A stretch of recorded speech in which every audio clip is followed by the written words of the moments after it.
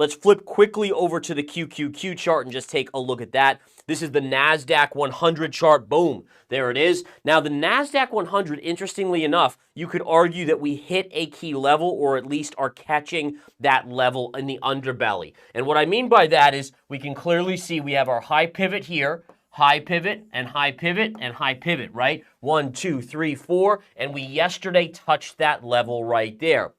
So again, we could move up a little bit, but you start to anticipate some sort of pullback in the Nasdaq 100. Now, the big question is going to be, and this is what, as a technician, your job is and my job. And I'm obviously assuming you guys are watching me to learn, so we have to be thinking the same way. And that's why I try to explain my thought process to you guys. So the question that I have, and this is what I do, when I see a chart like this, I notice that it's hit a lot of times. The more times we hit resistance, the more likely you can break through this level and go higher. But you still should get some sort of retrace. So the question I have is, do we see something like this and then a move up?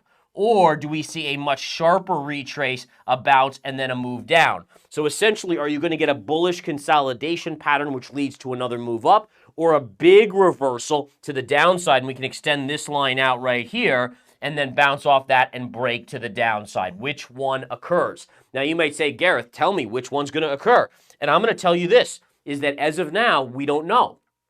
Our job is to look at the pattern formation and then utilize that to predict probabilities, or utilize it for probability purposes. So what I have to do now, my job as a technician and your job, is to actually watch to see what happens from this level. From right here, do we go like this? In which case you start to get bullish. All right, you start to get bullish because this is a bullish flag pattern off of this move to the upside. You would start to expect to move up. If we do a sharper retrace like this, that is not a bullish consolidation pattern. Instead, what you'd end up probably getting is at some point you'd go sideways like this and then break to the downside. So again, this is the beauty of it. A chart is essentially a puzzle.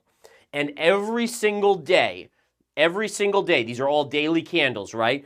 Every day you're getting a new piece of the puzzle. Yesterday we got this piece of the puzzle. The question is, once you get that new piece of the puzzle, what is it telling you about the likely outcome of the chart? Right now it's telling me that we're into resistance, which gives us a likely scenario for something like this or a sharper pullback.